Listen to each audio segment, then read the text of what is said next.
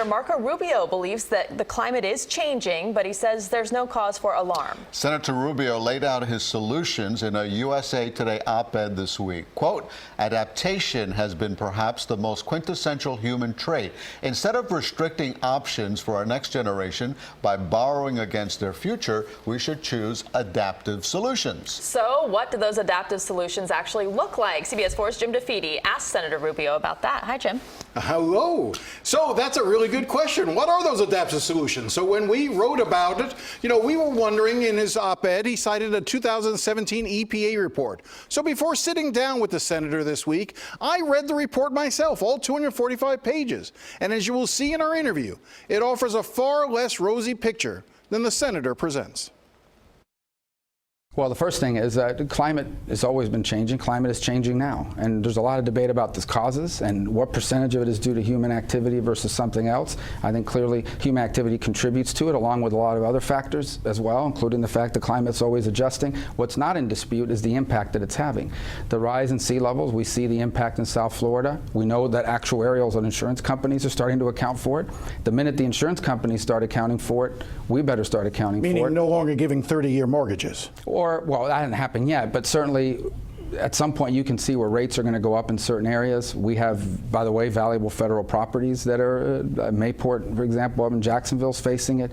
We've seen that. So what can we do about it that's realistic? Some of the stuff out there that they're talking about, the Green New Deal and all that, those things are not only not realistic, they'd be catastrophic economically. And there are things you can do about it. One of the things is adaptation. That's one thing everybody agrees on. So that's why I sponsored the South Atlantic study. It's ongoing now by the Army Corps of Engineers, so that when that money becomes available for adaptation, we know exactly where it should go and where the highest and best use of that money is. It's not being driven by who has the most powerful congressman or woman, but by what projects and what places would help us adapt the quickest. That's one of the things I've really focused on. So I want to read from your op-ed. This is something that you wrote again. This was in USA Today. Through proactive adaptation alone, the Environmental Protection Agency predicted in 2017 Americans could reduce damage caused by climate change to coastal property through 2099 by 90%. That doesn't mean building seawalls around Florida or forcing Americans to move to higher ground.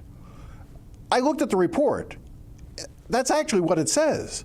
I mean, I think you're misinterpreting the report. On page 211, first thing that it says is, adaptation, along with substantial and sustained reductions in global greenhouse gas emissions, has the potential to limit climate change risks and reduce society's vulnerabilities to climate change impacts. Yeah. Then on 212, it describes adaptation, what adaptation is.